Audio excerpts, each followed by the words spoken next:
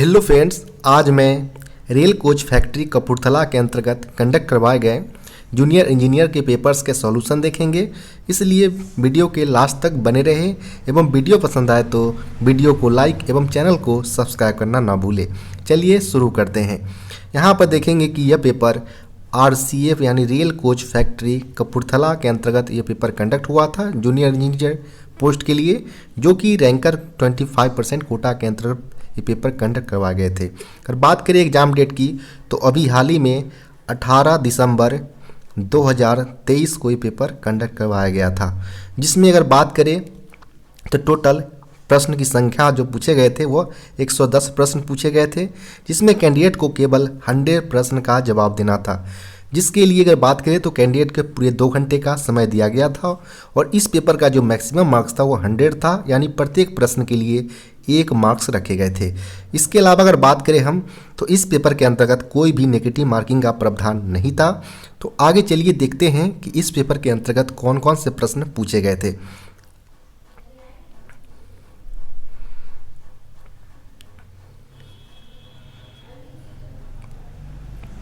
यहाँ पर पहले प्रश्न की अगर बात करें हम तो पहले प्रश्न पूछे गए थे भारतीय रेलवे में व्यवस्थित सेवाएं कितनी है। यानी यहाँ पर पूछे गए हैं कि जो हमारे भारतीय रेलवे में, इंडियन रेलवे में जो ऑर्गेनाइज सर्विसेज होते हैं ग्रुप ए पोस्ट की, वह कितने संख्या में टोटल है, वो यहाँ पर पूछे गए हैं। तो इसकी टोटल जो संख्या है वह 9 की संख्या में है। तो यहाँ पर ऑप्शन नंबर बी इसका सही उत्तर हो जाएगा। यहाँ पर हम बात करें अगर तो services of engineers, services of electrical engineers, services of signal engineers, traffic, personal service, account, stores और मैकेनिकल इंजीनियर्स वगैरह आते हैं, जिस टोटल कुल मिलाकर 9 की संख्या में ऑर्गेनाइज सर्विसेज होते हैं। नेक्स्ट प्रश्न यहाँ पर अगर बात करें हम तो नेक्स्ट प्रश्न पूछे गए हैं रेलवे बोर्ड में चेयरमैन और CEO समेत कितने सदस्य होते हैं। तो यहाँ पर अगर बात करें प्रश्न की तो यहाँ पर पूछे गए how many members are there in railway board including chairman and CEO पूछा गया है। तो जो अगर बात करें हम तो चेयरमैन रेलवे बोर्ड और CEO दोनों एक ही पोस्ट होते हैं और इनके नीचे जो बात करें अगर तो टोटल 4 की संख्या में मेंबर्स काम करते हैं, जिसमें अगर बात करें तो इंफ्रास्ट्रक्चर्स की जो मेंबर्स होते हैं, फिर अगर बात करें तो ट्रैक्शन एंड रोलिंग स्टॉक के लिए मेंबर्स होते हैं और यहाँ पर अगर बात करें तो ऑपरेशन एंड बिजनेस डेवलपमेंट के लिए मेंबर्स होते हैं। और इसके अलावा अगर बात करें जो पहले फाइनेंस कमिश्नर था उसको मॉडिफाइड करके मेंबर्स ऑफ फाइनेंस कर दिया गया है। यानी टोटल 4 की संख्या में मेंबर्स और 1 चेयरमैन रेलवे बोर्ड होते हैं। तो टोटल मिलाकर 5 की संख्या में इसमें कार्यरत होते हैं। तो यहाँ पर बात करें ऑप्शन नंबर की तो ऑप्शन नंबर डी इसका सही उत्तर हो जाएगा। इसके अलावा जो डायरेक्टर जनरल के पद पर जो होते हैं RPF या सेफ्टी या HR जो होते हैं, इसके अलावा जोनल स्तर पर जनरल मैनेजर बनाए जाते हैं। नेक्स्ट प्रश्न यहाँ पर अगर बात करें हम तो नेक्स्ट प्रश्न पूछे गए हैं फुल फॉर्म ऑफ कोरे, यानी कोरे का फुल फॉर्म पूछा गया है। तो कोरे का फुल फॉर्म होता है central organisations for railway electrification. तो यहाँ पर ऑप्शन नंबर की अगर बात करें तो ऑप्शन नंबर इस प्रकार का बी में दिया गया है रेलवे विद्युतीकरण के लिए केंद्रीय संगठन। यहाँ पर ऑप्शन नंबर बी इसका सही उत्तर हो जाएगा। नेक्स्ट प्रश्न यहाँ पर पूछे गए हैं रेलवे बोर्ड के अध्यक्ष एवं CEO पूछा गया, यानी यहाँ पर पूछे गए हैं कि who is the chairman and CEO of the railway board. यानी यहाँ पर बात करें हम अभी जो 1 सितंबर 2023 से जो चार्जबाज ग्रहण किए थे as a CEO and chairman railway board के तौर पर, वह श्रीमती जय वर्मा सिन्हा को लिया गया था as a chairman railway board. तो यहाँ पर हम बात करें ऑप्शन नंबर की तो ऑप्शन नंबर सी इसका सही उत्तर हो जाएगा, जया वर्मा सिन्हा, जो कि बात करें हम तो ट्रैफिक सर्विसेज जो है 1988 बैच के या ग्रुप ए सर्विस के ऑफिसर्स रह चुके हैं। नेक्स्ट प्रश्न की यहाँ पर बात करें तो रेल कोच फैक्ट्री कपूरथला के GM पूछे गए हैं। यहाँ पर बात करें तो जो GM है RCF के रेल कोच फैक्ट्री के वर्तमान में, वो पूछे गए हैं कौन है। तो यहाँ पर जो सही उत्तर होगा एस श्रीनिवास इसका सही उत्तर हो जाएगा, जो करेंटली में रेल कोच फैक्ट्री के जनरल मैनेजर है। तो यहाँ पर ऑप्शन नंबर की अगर बात करें तो ऑप्शन नंबर ए इसका सही उत्तर हो जाएगा। यह 1986 बैच के इंडियन रेलवे जो मैकेनिकल इंजीनियर्स के जो बैच के जो ऑफिसर्स होते हैं वो यह रह चुके हैं। तो यहाँ पर हम बात करें नेक्स्ट प्रश्न की, तो नेक्स्ट प्रश्न पूछे गए हैं दहेज लेना आचरण नियम के विरुद्ध है, यानी taking dowry is against the rule of conduct. जो हमारा 1966 रूल ऑफ कंडक्ट लाया गया था, कंडक्ट रूल गवर्नमेंट एम्प्लॉयज़ के लिए, तो इसके अंतर्गत पूछे गए हैं कि क्या दहेज लेना आचरण नियम के विरुद्ध है। यहाँ पर जरूर विरोध है यहाँ पर। तो यहाँ पर हमारा अगर बात करें स्टेटमेंट की, तो option number C true statement हो जाएगा, क्योंकि यह गलत है। और यहाँ पर हम बात करें तो यह बताया गया है कंडक्ट रूल के जो रूल 13 के ए के अंतर्गत यह बताया गया है कि जो डॉरी सिस्टम है वो against the rule of conduct है।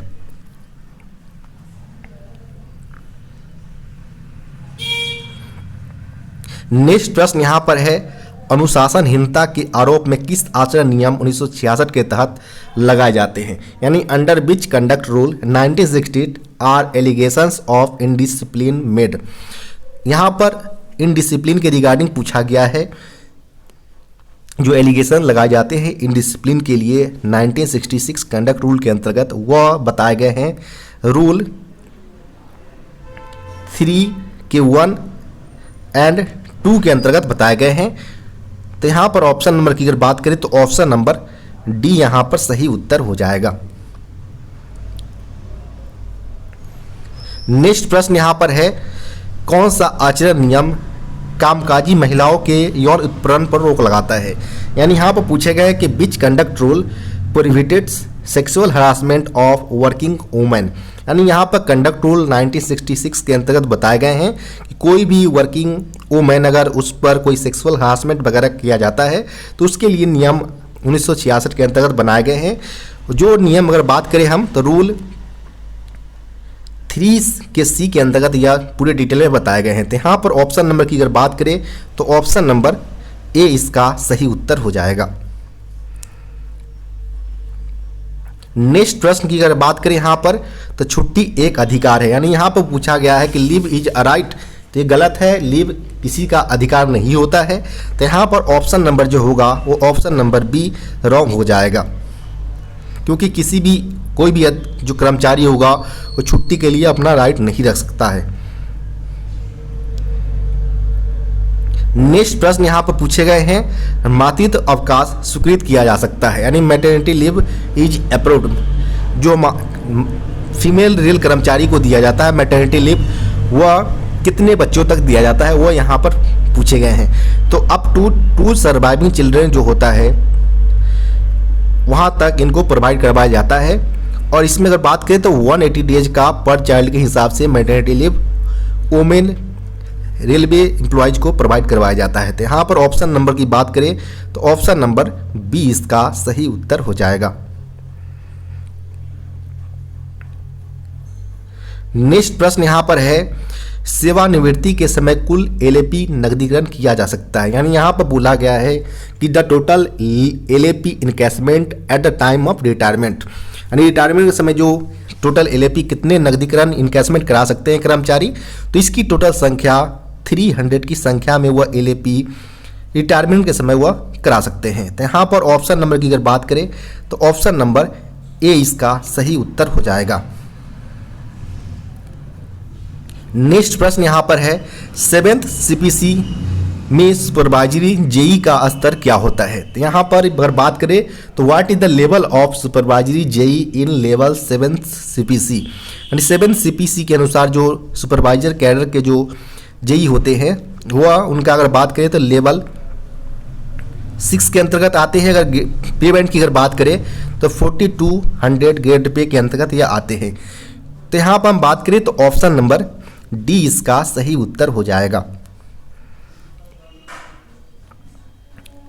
नेक्स्ट प्रश्न यहाँ पर पूछे गए हैं लेवल 8 को राष्ट्रीय अवकाश भत्ता दिया जाता है, यानी level 8 is given national holiday allowances, यानी जो कर्मचारी को गवर्नमेंट एम्प्लॉयज को नेशनल हॉलीडे अलाउंस दिया जाता है ये अलग अलग लेवल के हिसाब से वेरी करते हैं।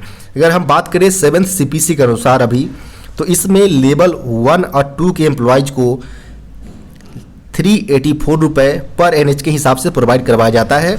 वहीं बात करें 3 से लेकर 5 लेवल के अगर कर्मचारी हो तो उसको 477 रुपीज़ पर NH के हिसाब से प्रोवाइड किए जाते हैं। इसके अलावा हम बात करें तो 6 से लेकर 8 तक के एम्प्लॉयज़ को 630 रुपीज़ पर NH के हिसाब से उनको प्रोवाइड किया जाता है, जो कि अभी करंट के हिसाब से ये सिनारियो है।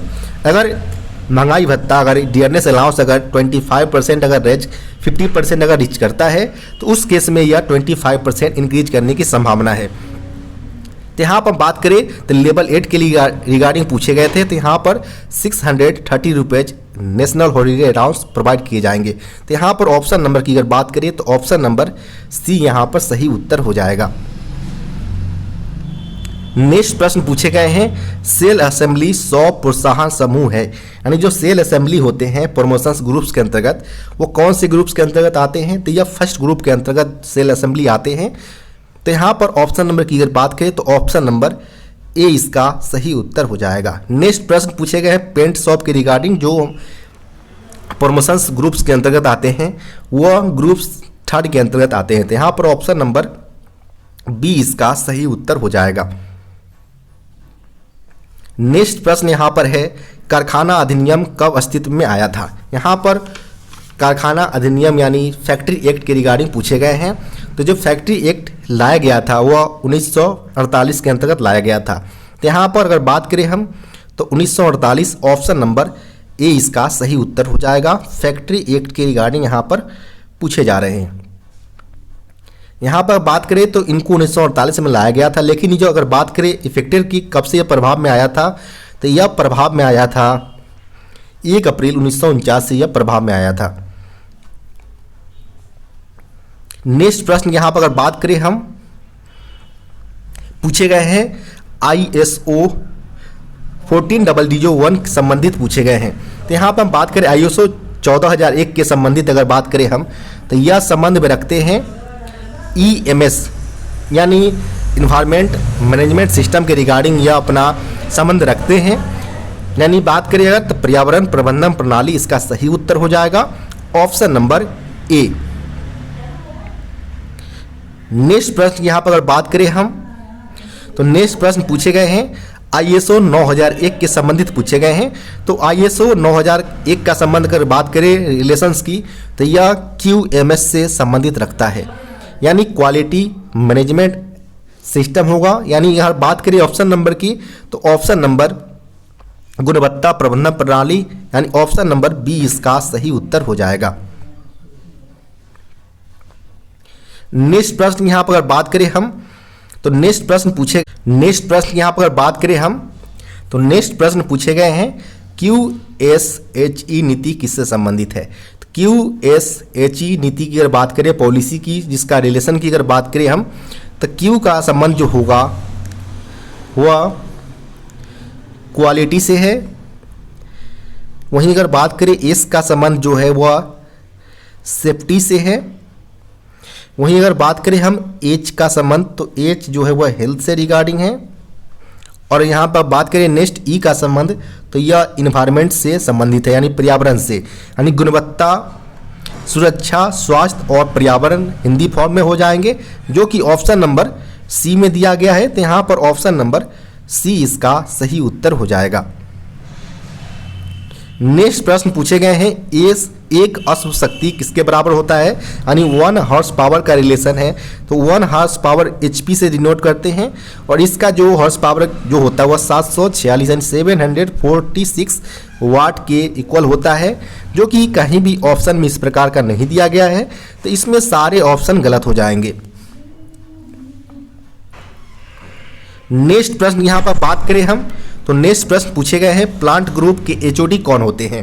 यानी who is the HOD of plant group? तो प्लांट ग्रुप के जो HOD होते हैं वह CPE होते हैं, यानी चीफ प्लांट ऑफ इंजीनियर होते हैं। तो यहाँ पर ऑप्शन नंबर बी इसका सही उत्तर हो जाएगा। नेक्स्ट प्रश्न यहाँ पर पूछे गए हैं JAG अधिकारी का मतलब क्या होता है? यानी यहाँ पर जो ऑफिसर लेवल्स पर senior scale, junior administrative grades, senior administrative grades की जो अलग अलग लेवल्स के जो ऑफिसर्स होते हैं, यहाँ पर जेएजी का ऑफिसर्स का मतलब पूछा गया है। तो जेएजी जो ऑफिसर्स होते हैं वो जूनियर एडमिनिस्ट्रेटिव ग्रेड के ऑफिसर्स होते हैं, जिसकी अगर बात की तो कनिष्ठ प्रशासनिक ग्रेड के ऑफिसर्स हिंदी फॉर्म में बोला जाएगा, यानी जूनियर एडमिनिस्ट्रेटिव ग्रेड्स, जो कि ऑप्शन नंबर ए में दिया गया है। तो ऑप्शन नंबर ए इसका सही उत्तर हो जाएगा।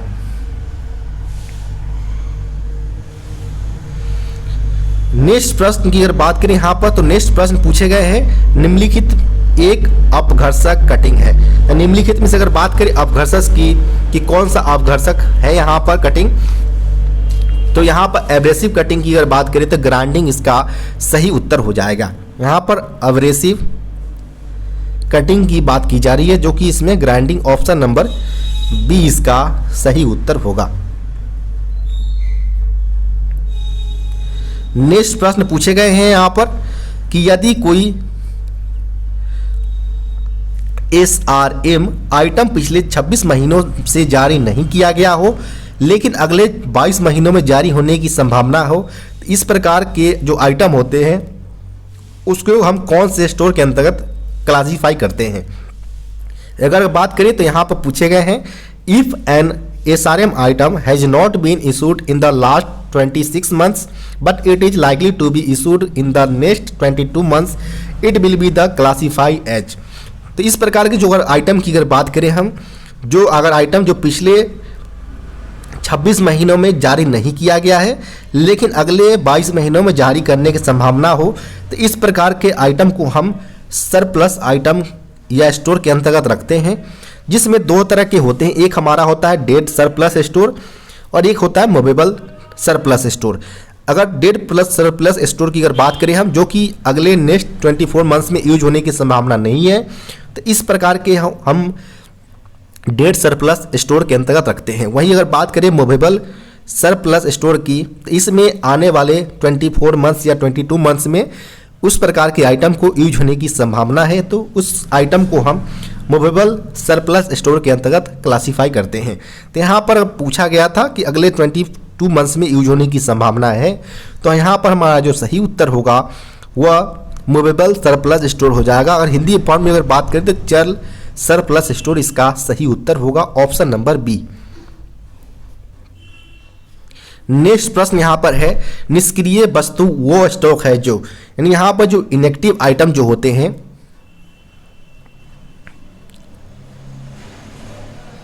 वो यहाँ पर पूछे गए हैं कि वह उनको कब हम स्टॉक में डालते हैं, जब वो निष्क्रिय वस्तु के अंतर्गत आएगा। तो यहाँ पर हम बात करें कि वैसा आइटम जो पिछले 12 मंथ्स में यानी 12 मंथ के अंतर्गत, यानी no issued to any user in the last 12 months, यानी 12 महीनों के अंतर्गत लास्ट 12 महीनों में अगर कोई भी इस प्रकार का आइटम अगर जारी न किया गया हो, तो इस प्रकार के आइटम को हम इनएक्टिव आइटम के अंतर्गत रखते हैं, निष्क्रिय आइटम के अंतर्गत। यहाँ पर हमारा ऑप्शन नंबर सी इसका सही उत्तर हो जाएगा। नेक्स्ट प्रश्न यहाँ पर है साधारण स्क्रैप आइटम वो है जो, यानी यहाँ पर जो ऑर्डिनरी स्क्रैप होते हैं उसको हम किस पर्पस यहाँ पर है कि जो, तो यहाँ पर जो हम रेलवे उपयोग के लिए रखा गया हो, यानी जो have regular demands as raw materials in the railway workshops या प्रोडक्शन यूनिट्स में जो हमारा रेगुलर डिमांड्स पर जो कोई भी रॉ मटेरियल्स होते हैं उसे हम ऑर्डिनरी स्क्रैप आइटम के तौर पर कंसीडर करते हैं। तो यहाँ पर हमारा ऑप्शन नंबर बी रेलवे उपयोग के लिए रखा गया है, तो इस प्रकार का हमारा उत्तर ऑप्शन नंबर बी हो जाएगा। नेक्स्ट प्रश्न यहाँ पर है अधियाचन, यानी यहाँ पर बोला गया कि जो रिक्वेशंस हम देते हैं और इशू नोट करते हैं को क्वांटम फॉर्म क्रमांक क्या होगा। तो अधियाचन या जारी नोट क्वाइंस फॉर्म क्रमांक पूछे गए हैं। तो यहाँ पर हम बात करें अगर जब भी हमारा कंबाइंड रूप से यहाँ पर कोई भी रिक्वेशंस और प्लस इशू नोट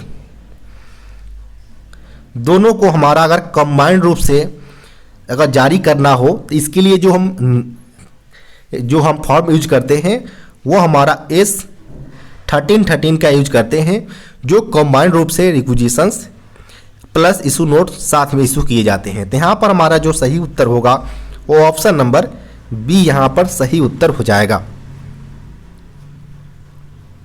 नेक्स्ट प्रश्न यहाँ पर है पीएसी का पूर्ण रूप क्या होगा। तो पीएसी की बात करें फुल फॉर्म की, तो ये होता है प्रोप्राइटरी आर्टिकल सर्टिफिकेट होता है, जिससे अगर बात करें हम तो यहाँ पर ऑप्शन नंबर बी में इस प्रकार दिया गया है हिंदी फॉर्म में, तो ऑप्शन नंबर बी यहाँ पर सही उत्तर हो जाएगा। पीएसी तब जारी किया जाता है जब यह जरूरत हो कि उस आइटम के बिना काम नहीं चल सकता और वो कोई पार्टिकुलर फर्म्स या कंपनी के द्वारा मैन्युफैक्चर्स किए जा रहे हो, तो उस बेसिस पर जो यूजर डिपार्टमेंट होते हैं उनके द्वारा प्रोप्राइटरी आर्टिकल सर्टिफिकेट यानी पीएसी जारी किया जाता है। उस बेसिस पर उस आइटम को परचेज किए जाते हैं। नेक्स्ट प्रश्न यहाँ पर है स्टोर इन्वेंट्री में जो वीईडी और एबीसी विश्लेषण क्यों महत्वपूर्ण है। यानी अगर बात करें यहाँ पर हम कि जो हम इन्वेंट्री कंट्रोल जो करते हैं सूची नियंत्रण, उसके अंतर्गत अलग अलग प्रोसेस जैसे कि वीईडी एबीसी वगैरह का हम प्रोसेस का यूज में लेते हैं। तो यह हम इसलिए यूज में लेते हैं ताकि जो हमारा जो फाइनेंशियल परफॉर्मेंस है उसको बेहतर किया जा सके, यानी for improving financial performance. Option number B इसका सही उत्तर हो जाएगा। यहाँ पर हम बात करें वीईडी का, तो वीईडी का फुल फॉर्म होता है विटल इसेंशियल डिजायरेबल होता है, और एबीसी की अगर बात करें हम तो ऑलवेज बेटर कंट्रोल। ये दोनों प्रोसेस के जरिए हम, और इसके अलावा एक हमारा होता है एफएसएन फास्ट स्लो और नॉन मूविंग। ये तीनों प्रोसेस के जरिए हम इन्वेंट्री कंट्रोल करते हैं ताकि जो हमारा फाइनेंशियल परफॉर्मेंस है उसको सुधारा जा सके। नेक्स्ट प्रश्न यहाँ पर है कार्यशाला में मैकेनिकल जोखिम कितने प्रकार का होता है। यानी यहाँ पर बोला गया कि हाउ मेनी या व्हाट टाइप्स, यहाँ पर प्रश्न जो कितने प्रकार का नहीं होकर क्या होता है, कारखाना में क्या जोखिम का प्रकार होता है वो यहाँ पर होना चाहिए था। यानी what is of mechanical hazards are there in workshop होनी चाहिए। तो यहाँ पर हम बात करें वर्कशॉप के अंतर्गत जो मैकेनिकल हैजार्ड्स यानी जोखिम होते हैं वो मेनली कि अनगार्डेड मशीनरी हो सकते हैं, no fencing, no safety devices, no control devices, सारे जो आइटम्स होते हैं जिस पर अगर कोई भी बाहरी यानी अनगार्डेड मशीनरी जो अगर हो, बिना सुरक्षा वाली मशीनरी, ये सारे जोखिम का कारण बन सकते हैं, हजार्ड्स के कारण बन सकते हैं। तो यहाँ पर जो सही उत्तर होगा वो ऑप्शन नंबर सी इसका सही उत्तर हो जाएगा। नेक्स्ट प्रश्न यहाँ पर है आंखों की सुरक्षा के लिए किस प्रकार के व्यक्तिगत सुरक्षा उपकरण का उपयोग किया जाता है। तो जो वर्कशॉप के अंतर्गत जब भी बिल्डिंग वगैरह किए जाते हैं तो उस दौरान आई को प्रोटेक्ट करने की रिक्वायरमेंट होता है ताकि जो हमारा बिल्डिंग से जो अल्ट्रा वायलेट वगैरह रे वगैरह निकलते हैं जो आंखों की क्षति कर सकते हैं, तो उस बेसिस पर हम सेफ्टी ग्लासेस या फेस शील्ड्स वगैरह का यूज करते हैं। तो यहाँ पर बात करें हम कि तो आइज के लिए तो यहाँ पर ग्लासेस ऑप्शन नंबर डी इसका सही उत्तर हो जाएगा।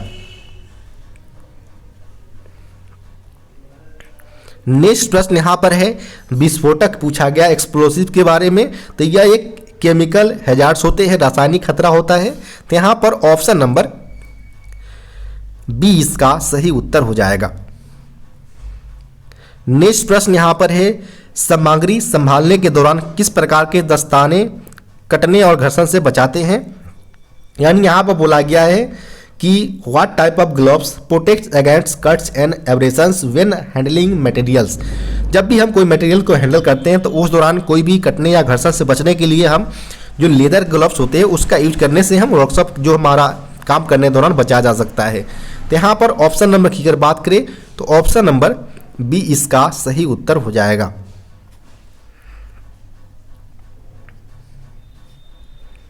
नेक्स्ट प्रश्न यहाँ पर है सुरक्षित कार्य के लिए जो वाहन के नीचे काम करने से पहले जो अंडर लिफ्टिंग वाहन को किस उपकरण से समर्थन करना होता है। यानी for safety work the under lifting vehicles is to be supported with fixed equipment before the working under the vehicles. यानी जब भी कोई व्हीकल्स के अंतर्गत जब हम कोई वर्कर्स काम करता है, जब उसे अंडर लिफ्टिंग लिफ्ट कर रहा हो तो सबसे पहले उसे स्टैंड की मदद से उसे स्टैंड कर ले ताकि क्रेन में कोई भी डिफेक्टिव होने पर जान की दुर्घटना ना हो सके। तो यहाँ पर हम बात करें तो ऑप्शन नंबर ए इसका सही उत्तर हो जाएगा, स्टैंड।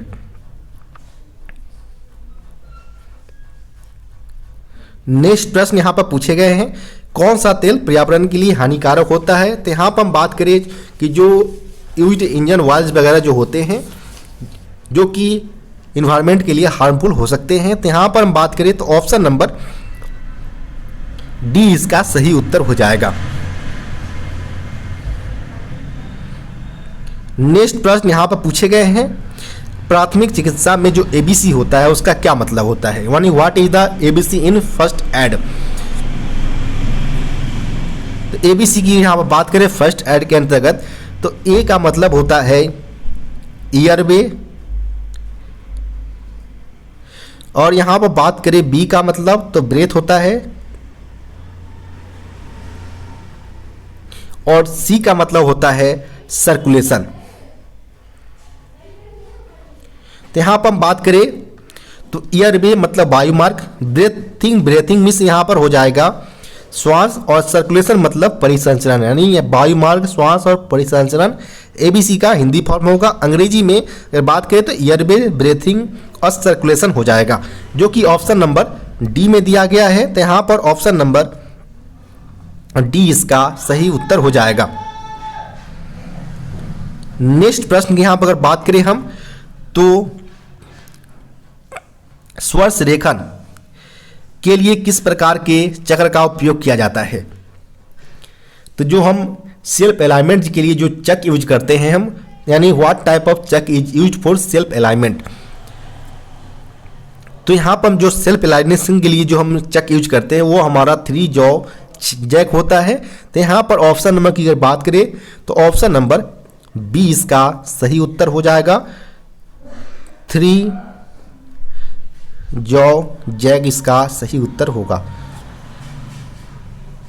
नेक्स्ट प्रश्न यहाँ पर है, खराद बिस्तर किससे बना होता है। यहाँ पर बोला गया कि जो लेथ बेड होता है, लेथ बेड वो किससे बना होता है। तो यह मेनली कास्ट आयरन का बना होता है।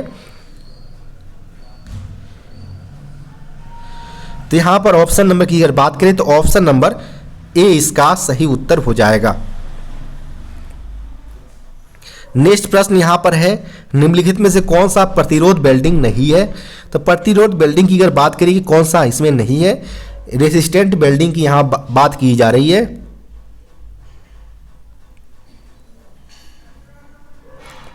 कि यहाँ पर कौन सा नहीं है। तो रेसिस्ट वेल्डिंग की अगर बात करें तो इसके अंतर्गत mainly spot welding, seam welding, projection welding और बट वेल्डिंग आते हैं। इसके अलावा अगर बात करें हम एमआईजी वेल्डिंग का, तो एमआईजी वेल्डिंग एक प्रकार का गैस वेल्डिंग है जो कि इसके अंतर्गत नहीं आते हैं। तो यहाँ पर ऑप्शन नंबर जो होगा ऑप्शन नंबर सी इसका सही उत्तर हो जाएगा।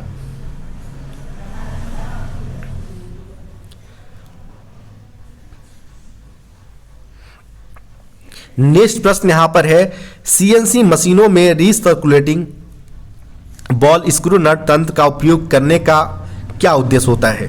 तो जो हम यहाँ पर पूछे गए हैं कि जो सीएनसी मशीन होते हैं, यानी what is the purpose of using recirculations balls screw nut mechanism in CNC machine. तो जो हम स्क्रू जो सर्कुलेटिंग जो बॉल्व यूज करते हैं सीएनसी मशीन के अंतर्गत, वह मेनली हमारा जो बैकलेस जो होता है उनको रिमूव करने के लिए हम यूज करते हैं, यानी टू रिमूव बैकलेस। यहाँ पर ऑप्शन नंबर डी इसका सही उत्तर हो जाएगा। नेक्स्ट प्रश्न यहाँ पर है, सीएनसी मशीन टूल के लिए जो निम्नलिखित में से कौन सा स्टेटमेंट ट्रू होगा। ट्रू यहाँ पर पूछा जा रहा है कि कौन सा स्टेटमेंट सही होगा। तो यहाँ पर हम बात करें अगर ट्रू स्टेटमेंट की सीएनसी मशीन के अंतर्गत, तो इसमें मेनली हमारा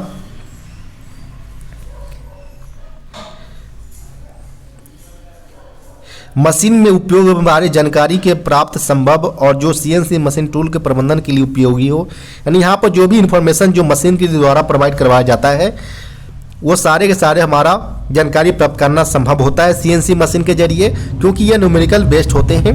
और इसके अलावा बात करें यहाँ पर हम, तो सीएनसी मशीन के टूल जो होते हैं वो फ्लेक्सिबल टाइप के होते हैं। और इसके अलावा 5 स्टेटमेंट की अगर बात करें तो सीएनसी मशीन जो होते हैं वो पहले ही मशीनों को जब भी प्रोडक्शन होने वाले कोई मटेरियल हो उससे पहले ही उसके जो डिफेक्ट्स वगैरह हो उसको आइडेंटिफाई कर लेते हैं। तो यहाँ पर हमारा ऑप्शन नंबर बी सी यहाँ पर सही उत्तर हो जाएगा। 3, 4, 5 यहाँ पर करेक्ट स्टेटमेंट है, तो यहाँ पर ऑप्शन नंबर सी इसका सही उत्तर हो जाएगा।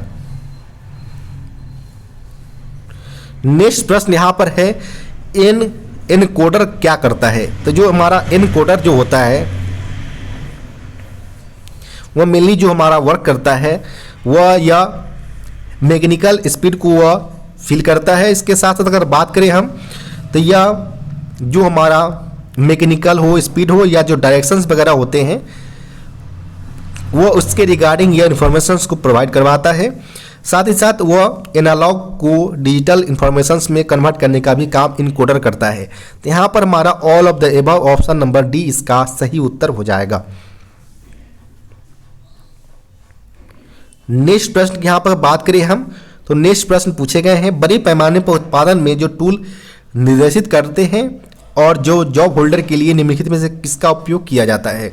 यानी यहाँ पर पूछे गए कि which of the following is used to guide tools and holds jobs in mass productions. यानी जो मास प्रोडक्शन के अंतर्गत जो हम कोई भी टूल्स को जो हम होल्ड करते हैं या गाइड करने के काम में लेते हैं उसे हम जिग के तौर पर जानते हैं। तो यहाँ पर हमारा ऑप्शन नंबर बी इसका सही उत्तर हो जाएगा। नेक्स्ट प्रश्न यहाँ पर है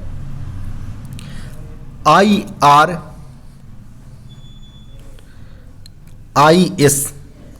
यहाँ पर IRIS का पूर्ण रूप पूछा गया है तो इंटरनेशनल रेलवे इंडस्ट्री स्टैंडर्ड हो जाएगा। जिसकी अगर बात करें हिंदी फॉर्म में तो अंतर्राष्ट्रीय रेलवे उद्योग मानक होगा, जो कि ऑप्शन नंबर सी में दिया गया है। तो ऑप्शन नंबर सी इसका सही उत्तर हो जाएगा। नेक्स्ट प्रश्न यहाँ पर है इंडियन रेलवे द्वारा बायो टॉयलेट्स क्यों आवश्यक होता है। तो यहाँ पर बात करें कि why are bio toilets necessary for Indian railway. तो इसमें मेन काम हो सकता है कि जो हमारा क्लीननेस के जो सिचुएशन के हिसाब से जो हमारा स्टेशन पर क्लीननेस की व्यवस्था हो सके, साथ ही साथ जो हमारा जो पटरी वगैरह होते हैं उस पर जंग ना लग सके यानी क्रोजन से प्रिवेंट किया जा सके, और जो हमारा इन्वायरमेंट है उसको भी अनुकूल बनाया जा सके। इस सारे पर्पस के लिए जो हमारा इंडियन रेलवे के अंतर्गत बायो टॉयलेट्स रिक्वायरमेंट होते हैं। तो all of the above option number D इसका सही उत्तर हो जाएगा। नेक्स्ट प्रश्न यहाँ पर पूछे गए हैं कि वैक्यूम बायो टॉयलेट्स प्रणाली के लिए जो फीड पाइप में जो 15 लीटर का प्रति मिनट कोच की जो वायवीय आपूर्ति आवश्यकता होता है। तो यहाँ पर हम बात करें अगर कि जो for vacuum bio toilet system pneumatic supply of 50 litres per minutes per coach is required from the feed pipe is true. जो हमारा 15 लीटर्स की जो प्रेशर की रिक्वायरमेंट होता है प्रति मिनट कोच के लिए वह स्टेटमेंट हमारा सही है। तो यहाँ पर ऑप्शन नंबर ए इसका सही उत्तर हो जाएगा। नेक्स्ट प्रश्न यहाँ पर है बिल्डिंग प्रक्रिया और मापदंडों के गलत चयन के कारण बिल्डिंग दोष उत्पन्न होते हैं। तो यहाँ पर हम बात करें कि building defects arise due to wrong selection of building process and parameters. तो ये जरूर स्टेटमेंट सही है हमारा, क्योंकि जब भी हमारा कोई भी बिल्डिंग प्रोसेस रॉन्ग हो या कोई पैरामीटर हम गलत हो वर्क करने का, तो यह सारे हमारा जो रिजल्ट होते हैं वो बिल्डिंग डिफेक्ट्स के कॉज बन सकते हैं। तो यहाँ पर हमारा option number A true statement हो जाएगा। नेक्स्ट प्रश्न यहाँ पर है बिल्डिंग पैरामीटर के अंतर्गत क्या आता है।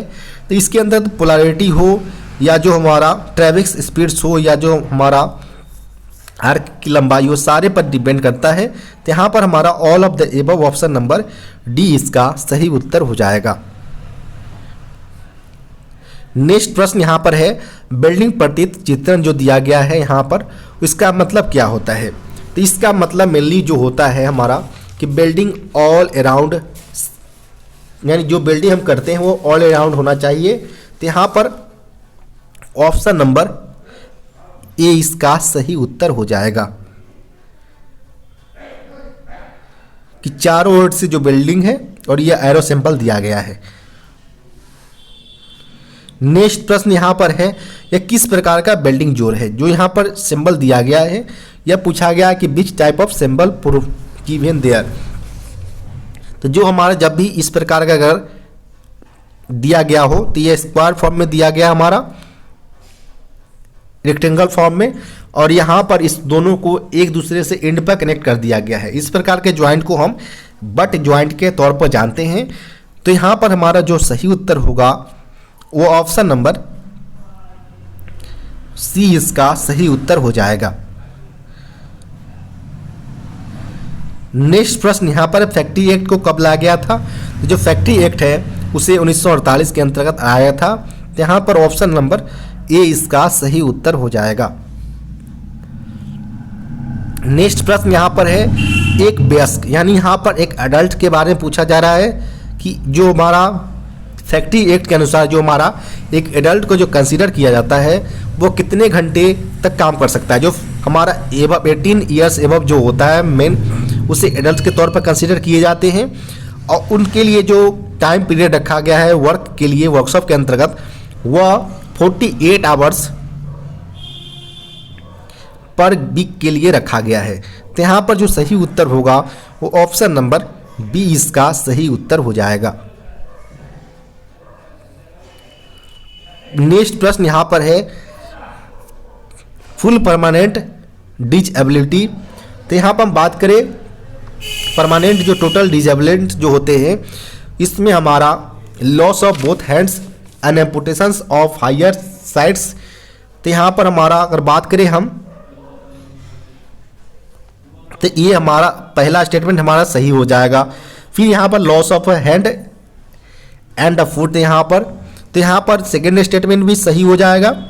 इसके अलावा हम बात करें तो वेरी सेवरे फेशियल डिसफिगरमेंट, यानी जो चेहरे से जो विकृत वगैरह होते हैं वो सारे जो हमारे आते हैं, ये भी हमारे टोटल परमानेंट जो डिजेबलमेंट जो होते हैं हमारा इससे रिलेटेड रखते हैं। तो यहाँ पर हम बात करें तो पहला, दूसरा और चौथा स्टेटमेंट जो है वो सही है।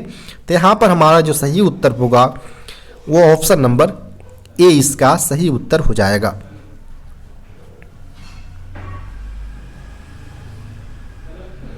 नेक्स्ट प्रश्न यहाँ पर पूछे गए हैं डिस्क ब्रेक परिवर्तित करते हैं। तो जो डिस्क ब्रेक जो कन्वर्ट करने का काम करते हैं वह मेनली काइनेटिक एनर्जी को हीट एनर्जी में कन्वर्ट करने का काम करते हैं। तो यहाँ पर जो सही उत्तर होगा वो ऑप्शन नंबर बी इसका सही उत्तर हो जाएगा। नेक्स्ट प्रश्न यहाँ पर है मार्क 1 टू मार्क 3। तब ब्रेक डिस्क में जो इम्प्रूवमेंट देखने को मिलता है वह कितना % देखने को मिलता है? तो जब भी मार्क 1 से मार्क 3 की अगर बात करें हम ब्रेक डिस्क के इम्प्रूवमेंट के, तो यह जो रेनफोर्स्ड जो आउटर कूलिंग फिन्स होते हैं को 32% से इंक्रीज कर जाते हैं। तो यहाँ पर ऑप्शन नंबर ए इसका सही उत्तर हो जाएगा। नेक्स्ट प्रश्न यहाँ पर है एक कोच में कितने ब्रेक डिस्क होते हैं? नंबर्स ऑफ ब्रेक डिस्क पूछे गए हैं एक कोच के अंतर्गत। चूंकि एक एक्सल पर 2 ब्रेक डिस्क होते हैं तो टोटल 4 एक्सल्स होते हैं, तो 4 से मल्टीप्लाई कर देने पर तो टोटल आपका 8 की संख्या में पर कोच में नंबर ऑफ ब्रेक डिस्क होंगे। यहाँ पर ऑप्शन नंबर बी इसका सही उत्तर हो जाएगा। नेक्स्ट प्रश्न यहाँ पर डीबी का वर्किंग पूछा गया है, डिस्ट्रीब्यूटर वाल्व का। डिस्ट्रीब्यूटर वाल्व का जो वर्किंग होता है वह चार्जिंग, एप्लीकेशन और रिलीजिंग सारे काम होता है। तो all of the above option number D इसका सही उत्तर हो जाएगा। नेक्स्ट प्रश्न यहाँ पर है डब्ल्यूएसपी का फुल फॉर्म पूछा गया है। तो डब्ल्यूएसपी का फुल फॉर्म होता है व्हील स्लाइड प्रोटेक्शन जो डिवाइस होते हैं। तो यहाँ पर जो अगर बात करें हम तो ऑप्शन नंबर ए इसका सही उत्तर होगा।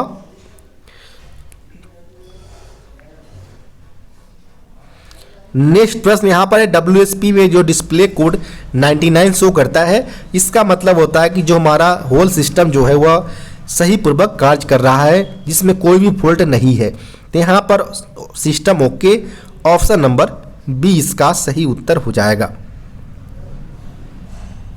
नेक्स्ट प्रश्न यहाँ पर है मेकेट्रॉनिक्स के बारे में पूछा गया है। तो मेकेट्रॉनिक्स की अगर बात करें हम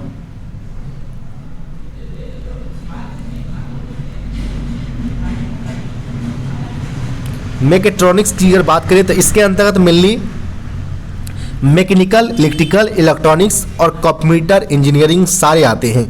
तो यहाँ पर बात करें हम तो ऑप्शन नंबर डी इसका सही उत्तर हो जाएगा।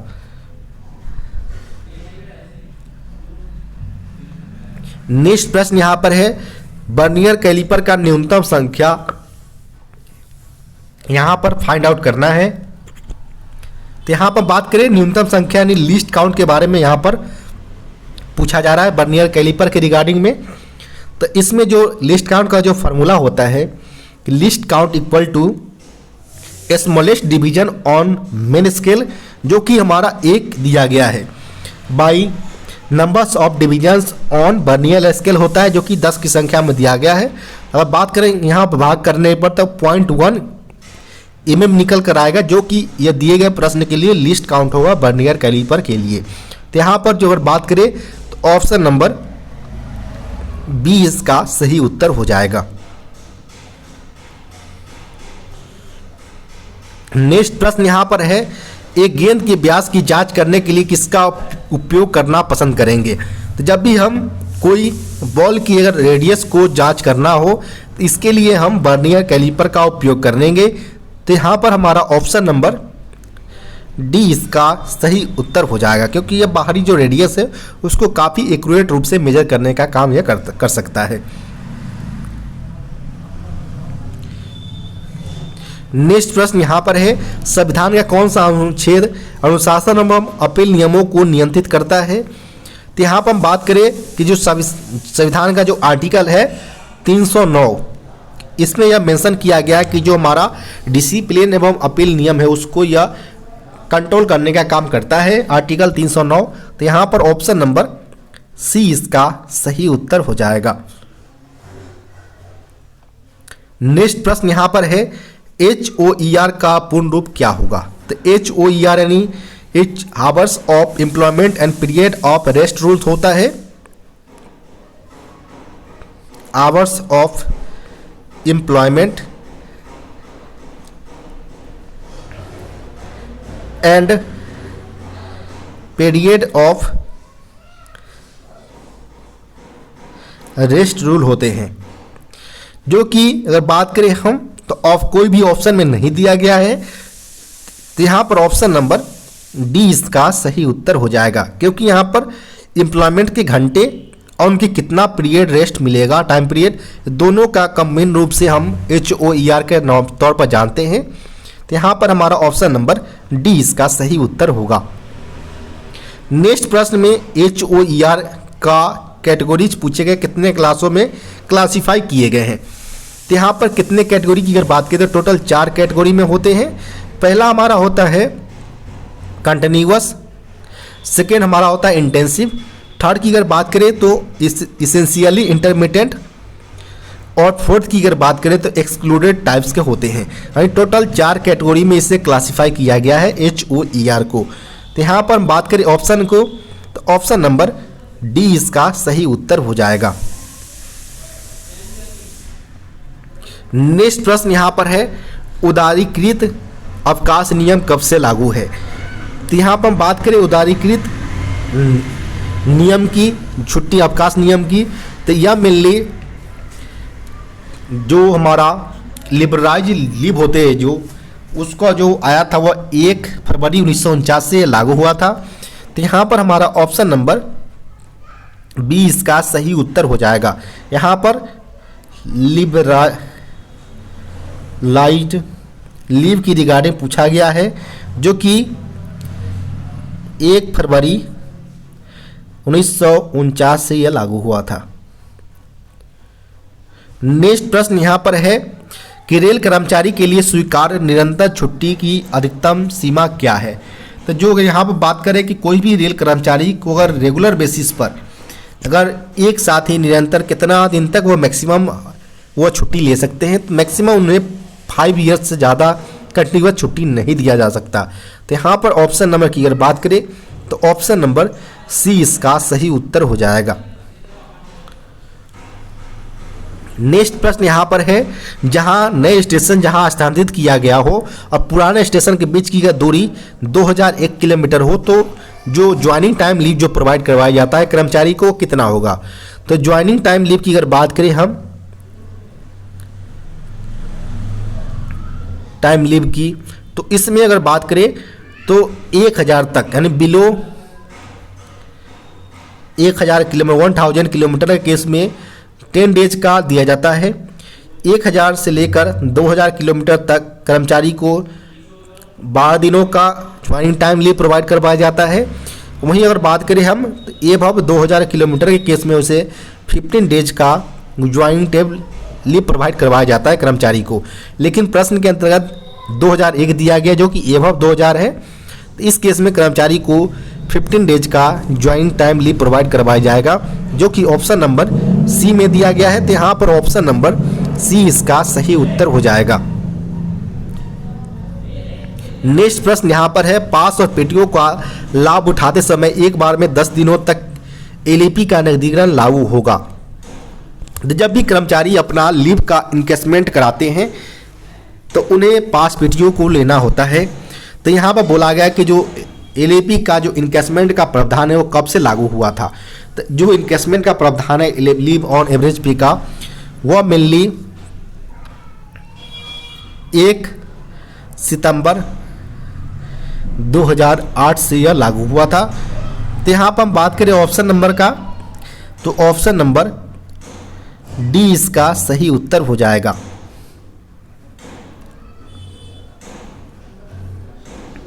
नेक्स्ट प्रश्न यहाँ पर है, मुख्यालय में कौन सा प्राधिकारी एसओपी के अनुसार एक सीनियर क्लर्क को निलंबित यानी सस्पेंड कर सकता है। तो यहाँ पर बात करें कि जो हेडक्वार्टर लेवल के जो ऑफिसर्स होंगे, जिसमें हमारा सीनियर स्केल के ऑफिसर होंगे,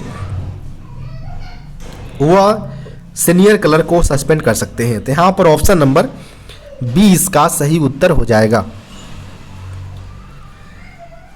नेक्स्ट प्रश्न यहाँ पर है, रेल सेवक डिसिप्लिन एवं अपील नियम के नियमों के निम्नलिखित में से कौन सा नियम दंड निर्देशित करता है, यानी कौन सा पेनाल्टी को बताता है। तो यह रूल 6 के अंतर्गत बताए गए हैं कि यह रूल को पेनाल्टीज को बताने का काम यह करता है। तो यहाँ पर ऑप्शन नंबर डी इसका सही उत्तर हो जाएगा, क्योंकि रूल 6 जो है वो हमारा स्पेसिफाई द पेनाल्टी के रिगार्डिंग बताते हैं।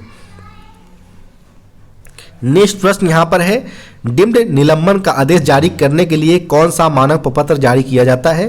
जो डिम्ड सस्पेंशन किया जाता है, इसके लिए जो स्टैंडर्ड फॉर्म जारी किया जाता है वह मेनली स्टैंडर्ड फॉर्म 2 जारी किया जाता है। यहाँ पर ऑप्शन नंबर बी इसका सही उत्तर हो जाएगा। नेक्स्ट प्रश्न यहाँ पर है, DNAR नियम 1968 किस पर लागू नहीं होता है, यानी जो अनुशासन एवं अपील नियम जो होता है DAR 1968, वह मेनली जो अप्रेंटिस होते हैं उन पर यह लागू नहीं होता है।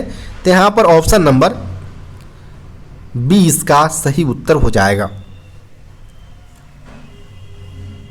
नेक्स्ट प्रश्न यहाँ पर है, आरआरबी या आरआरसी चयनित उम्मीदवार जो निर्धारित पूर्व आवश्यक प्रतिशत पूरा होने से पहले सेवा में मर जाता है, तो उसके मामले में जो पति या पत्नी के लिए जो CGA कंपसनेट अपॉइंटमेंट ग्राउंड जो होते हैं हमारा, उनको मंजूरी देने के लिए जो सक्षम प्राधिकारी होते हैं वो कौन होते हैं। जब भी कोई आरआरबी या आरआरसी जो कर्मचारी उम्मीदवार हो, तो उसमें अगर वो डाई करता है ट्रेनिंग पीरियड में ही, तो उस केस में उन्हें CGA यानी कंपसनेट ग्राउंड अपॉइंटमेंट प्रोवाइड करवाया जाता है। और इस मामले में जो सक्षम प्राधिकारी होते हैं वह जनरल मैनेजर होते हैं। तो यहाँ पर हम बात करें तो ऑप्शन नंबर की, तो ऑप्शन नंबर ए इसका सही उत्तर हो जाएगा, महाप्रबंधक।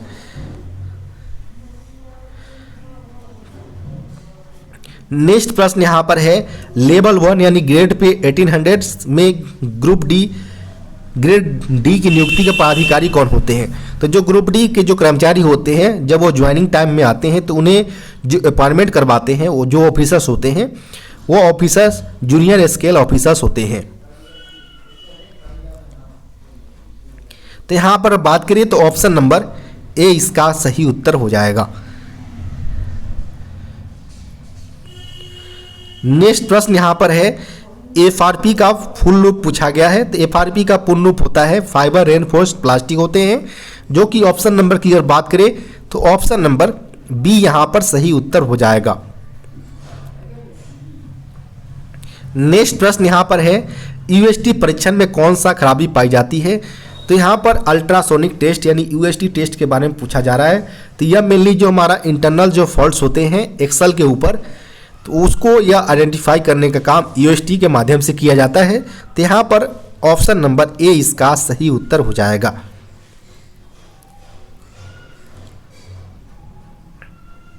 नेक्स्ट प्रश्न यहाँ पर है, इलेक्ट्रोड कोटिंग के लिए जो प्रयुक्त सामग्री को क्या कहा जाता है?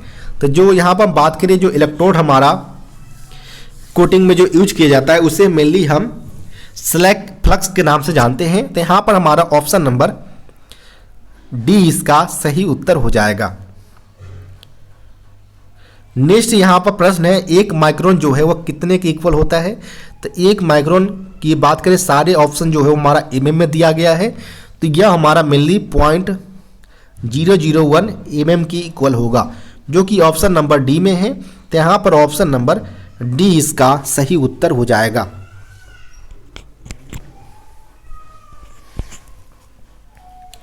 नेक्स्ट प्रश्न यहाँ पर बात करें, तो नेक्स्ट प्रश्न यहाँ है, आर्क वेल्डिंग में जो आंखों को किससे सुरक्षित रखने की रिक्वायरमेंट होता है?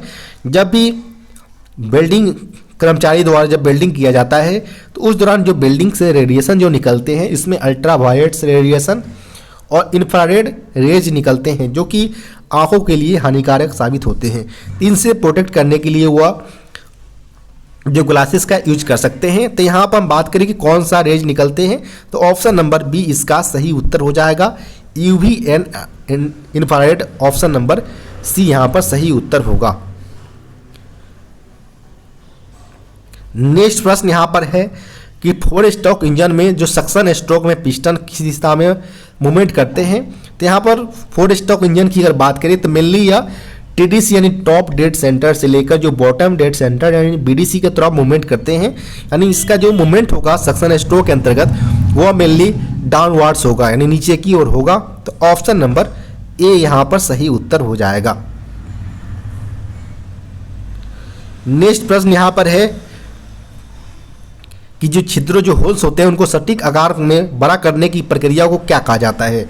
जब भी कोई छोटे होल्स वगैरह होते हैं उनको जब सटीक यानी एक्यूरेट साइज में अगर बड़ा करना हो तो उस प्रोसेस में हम रिमिंग का प्रयोग करते हैं। तो यहाँ पर हमारा जो सही उत्तर होगा वो ऑप्शन नंबर सी इसका सही उत्तर हो जाएगा।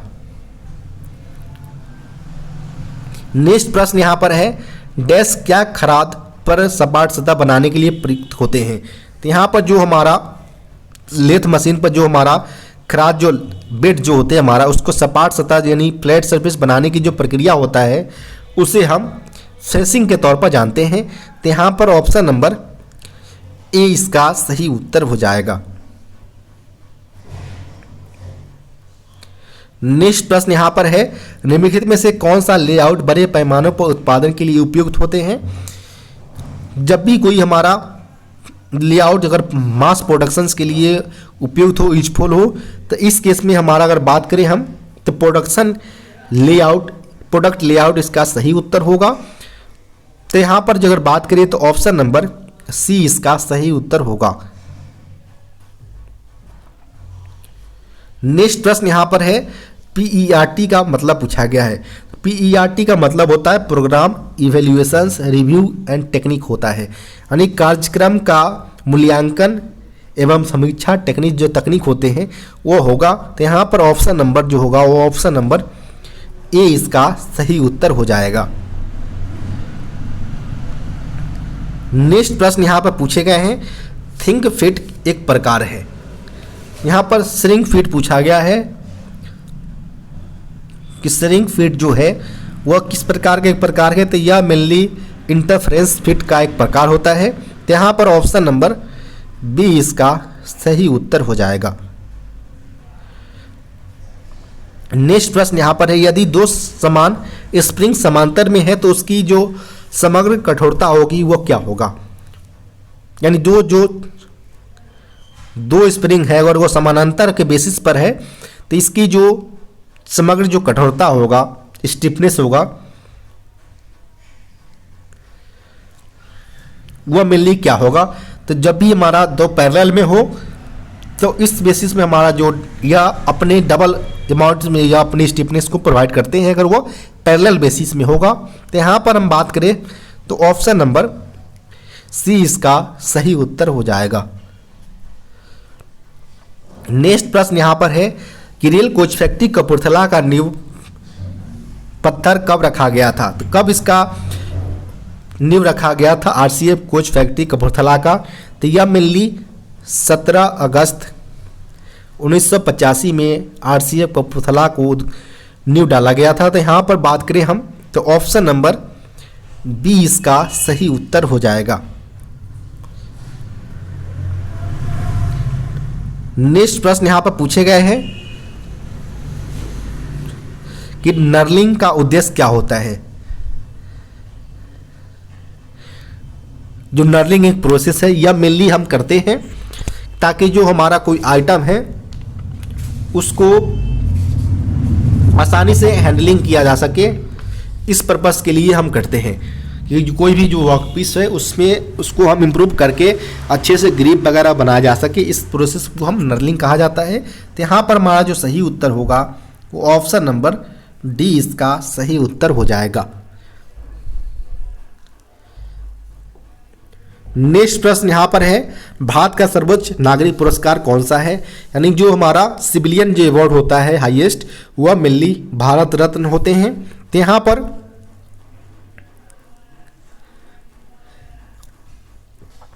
ऑप्शन नंबर डी इसका सही उत्तर हो जाएगा जो कि हाईएस्ट सिविलियन अवार्ड होते हैं। इसके बाद अगर बात करें तो पद्म विभूषण, फिर पद्म भूषण, फिर उसके लास्ट में अगर बात करें तो पद्मश्री होते हैं जो अलग अलग फील्ड में अलग अलग कार्यरत महान हस्तियों को यह प्रोवाइड करवाए जाते हैं अपने कार्य में ख्याति के लिए।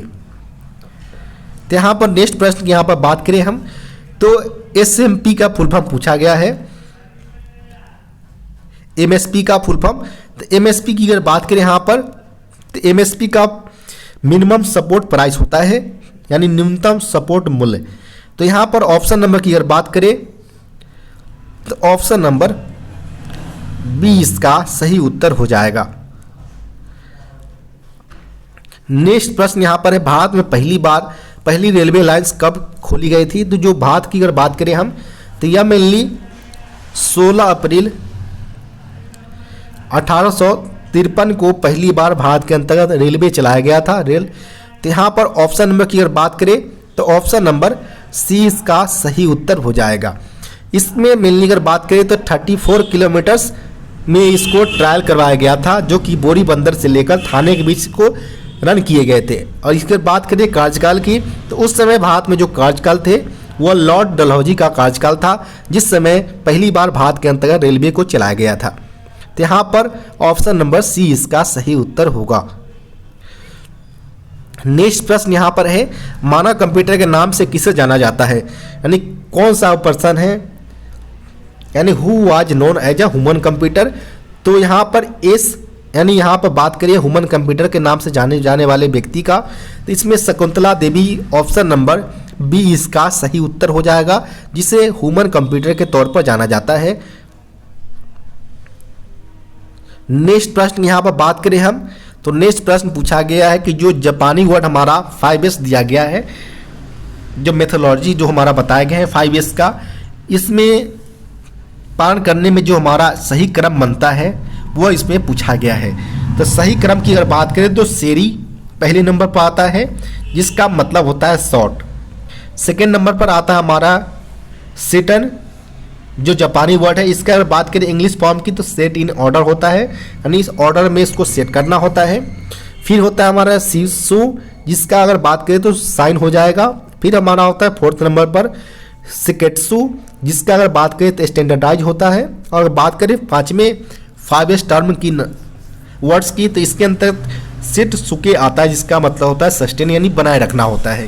तो यहाँ पर इस प्रकार का ऑप्शन नंबर का देखेंगे हम तो ऑप्शन नंबर डी में दिया गया है सीरे सिल्टन शिशु सिकित्सु और सिटसुके होता है जो कि यह जापानी टर्म का वर्ड है जिसमें अगर बात करें इंग्लिश में short set in order sign standardise और सस्टेन होता है। यानी कोई भी आइटम्स को सबसे पहले सॉर्ट करना है, फिर सेट इन ऑर्डर में अरेंज करना है, फिर उसे साइन करना है, फिर उसे स्टैंडर्डाइज करना है और लास्ट में जो उसे हम सस्टेन कर सके, इस प्रोसेस को पुनः हम 5 स्टेप टर्म के तौर पर हम जानते हैं। नेक्स्ट प्रश्न यहाँ पर है, कौन सी शॉप LHB कोच पर स्क्रीन टेंशनिंग करती है? तो यहाँ पर बात करें हम LHB कोच की, अगर स्क्रीन टेंशनिंग की तो मेनली सीट असेंबली शॉप के द्वारा या स्क्रीन टेंशनिंग प्रोसेस किया जाता है। तो यहाँ पर ऑप्शन नंबर बी इसका सही उत्तर हो जाएगा। नेक्स्ट प्रश्न यहाँ पर है, फर्निशिंग शॉप के जो HOD कौन होते हैं? तो फर्निशिंग शॉप के जो HOD है वह मेनली श्री गगनदीप अभी है। तो यहाँ पर ऑप्शन नंबर की अगर बात करें तो ऑप्शन नंबर सी इसका सही उत्तर हो जाएगा। नेक्स्ट प्रश्न यहाँ पर है, किस बिल्डिंग प्रक्रिया में गैर उपभोज इलेक्ट्रोड का उपयोग किया जाता है? यानी कौन सा बिल्डिंग प्रोसेस है जिसमें नॉन कंज्यूमेबल इलेक्ट्रोड का उपयोग किया जाता है? तो इसमें TIG बिल्डिंग सही उत्तर हो जाएगा, टंगस्टन इनर्ट गैस बिल्डिंग, जिसमें नॉन कंज्यूमेबल इलेक्ट्रोड का उपयोग किया जाता है। यहाँ पर ऑप्शन नंबर ए इसका सही उत्तर हो जाएगा। नेक्स्ट प्रश्न यहाँ पर है, निम्नलिखित में से कौन सा जोड़ उच्च संक्षारण प्रतिरोधी है? यानी कौन सा यहाँ पर ज्वाइंट है जो हाई कोरोजन रेसिस्टेंट के तौर पर जाना जाता है? हाई कोरोजन रेसिस्टेंट, यानी इसमें बिल्डिंग ज्वाइंट इसका सही उत्तर हो जाएगा, जो कि हाई कोरोजन रेसिस्टेंट्स होते हैं। तो यहाँ पर ऑप्शन नंबर बी इसका सही उत्तर हो जाएगा। नेक्स्ट प्रश्न यहाँ पर है, सेल असेंबली शॉप में के जिग और फिक्सर का रखरखाव कौन करता है? तो सेल असेंबली शॉप के जो जिग और फिक्सर्स होते हैं इसका रखरखाव टूल रूम्स करते हैं। तो यहाँ पर ऑप्शन नंबर सी इसका सही उत्तर हो जाएगा। नेक्स्ट प्रश्न यहाँ पर है, कटिंग फ्लूइड्स का उपयोग क्यों किया जाता है? तो कटिंग जो फ्लूइड्स होते हैं इसका प्रयोग मेनली अगर बात करें तो कोई टूल हो उसके ठंडा करने के लिए, कूल करने के लिए, साथ ही साथ जो हमारा सरफेस फिनिश में इम्प्रूवमेंट करने के लिए और वर्कपीस को भी ठंडा करने के लिए यूज में लिया जाता है। तो यहाँ पर all of the above option number D इसका सही उत्तर होगा। नेक्स्ट प्रश्न ऑफिशियल लैंग्वेज यानी राजभाषा का पूछे गए हैं कि भारत संघ का राजभाषा क्या है? तो हिंदी में लिपि में जो देवनागरी लिपि हमारा होता है हिंदी में, उसे से कंसीडर किए गए हैं। तो यहाँ पर ऑप्शन नंबर बी इसका सही उत्तर होगा।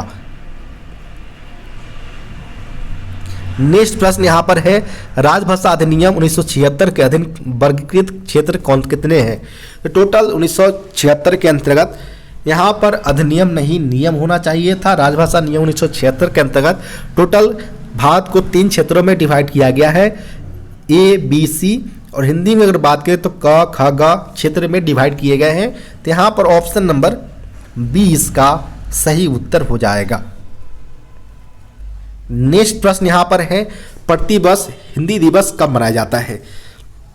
तो प्रतिवर्ष अगर बात करें हिंदी दिवस का तो यह मेनली 14 सितंबर को प्रत्येक वर्ष हिंदी दिवस के तौर पर मनाए जाते हैं। तो यहाँ पर ऑप्शन नंबर ए इसका सही उत्तर हो जाएगा। नेक्स्ट प्रश्न यहाँ पर बात करें हम तो नेक्स्ट प्रश्न है, राजभाषा नियम के अनुसार अंडमान निकोबार द्वीप समूह किस क्षेत्र में आता है? अंडमान निकोबार द्वीप समूह जो है वो रीजन ए यानी क क्षेत्र के अंतर्गत आता है। तो यहाँ पर ऑप्शन नंबर सी इसका सही उत्तर होगा। नेक्स्ट प्रश्न यहाँ पर बात करें तो पूछे गए हैं, अरुणाचल प्रदेश की राजभाषा क्या है? तो अरुणाचल प्रदेश का जो ऑफिशियल लैंग्वेज है वो इंग्लिश यानी अंग्रेजी है। तो यहाँ पर ऑप्शन नंबर बी इसका सही उत्तर होगा। नेक्स्ट प्रश्न यहाँ पर है, राजभाषा नियम कब पारित किया गया था? तो इसे मेनली 17 जुलाई 1976 को पारित किया गया था। तो यहाँ पर ऑप्शन नंबर की अगर बात करें तो ऑप्शन नंबर बी इसका सही उत्तर हो जाएगा। यहाँ पर बाई मिस्टेक डबल बार 7 हो चुका है प्रिंट, तो यहाँ पर इसे इग्नोर करें और 1976 टिक करें, ऑप्शन नंबर बी। नेक्स्ट प्रश्न यहाँ पर है, इनमें से कौन सी भाषा अष्टम सूची में शामिल नहीं है? यानी जो हमारा 8वीं अनुसूची में जो टोटल 22 भाषाओं है इसमें टोटल हमारा इसमें अंग्रेजी को इंक्लूड नहीं किया गया है, तो यहाँ पर ऑप्शन नंबर ए इसका सही उत्तर होगा। नेक्स्ट प्रश्न यहाँ पर है 1963 की धारा 3(3) के अंतर्गत यह दस्तावेज आते हैं। धारा 3(3) के अंतर्गत टोटल 14 डॉक्यूमेंट आते हैं। 14 डॉक्यूमेंट्स में जो हमारा ऑप्शन नंबर जो ए है नोटिफिकेशंस, या इसके अंतर्गत कंसीडर किए गए हैं। तो यहाँ पर हमारा ऑप्शन नंबर ए इसका सही उत्तर हो जाएगा। हिंदी फॉर्म में अधिसूचना बोला जाता है। नेक्स्ट प्रश्न की अगर बात करें यहाँ पर, तो केंद्रीय हिंदी समिति के अध्यक्ष कौन होते हैं, यानी सेंट्रल हिंदी कमेटी का जो चेयरमैन होता है वह प्रधानमंत्री होते हैं। तो यहाँ पर ऑप्शन नंबर सी इसका सही उत्तर होगा। नेक्स्ट प्रश्न यहाँ पर पूछे गए हैं कि ग क्षेत्र के अंतर्गत, यानी यहाँ पर सी रीजन के बारे में पूछा गया कि सी रीजन के अंतर्गत कौन सा राज्य 4 ऑप्शंस में से आते हैं। तो अंडमान निकोबार जो है ए, दिल्ली और हरियाणा तीनों ए रीजन्स के अंतर्गत आते हैं, जबकि पश्चिम बंगाल जो है वह मेनली रीजन सी यानी ग क्षेत्र के अंतर्गत आते हैं। तो यहाँ पर ऑप्शन नंबर ए इसका सही उत्तर हो जाएगा। आपको वीडियो कैसा लगा कमेंट बॉक्स में बताना न भूले। साथ ही साथ वीडियो को लाइक एवं चैनल को सब्सक्राइब करना न भूले। अगर आपके पास भी कोई ऐसा पेपर है जिसका आप सॉल्यूशन चाहते हो तो डिस्क्रिप्शन बॉक्स में दिए गए व्हाट्सएप नंबर पर अपना पेपर भेज सकते हैं। धन्यवाद।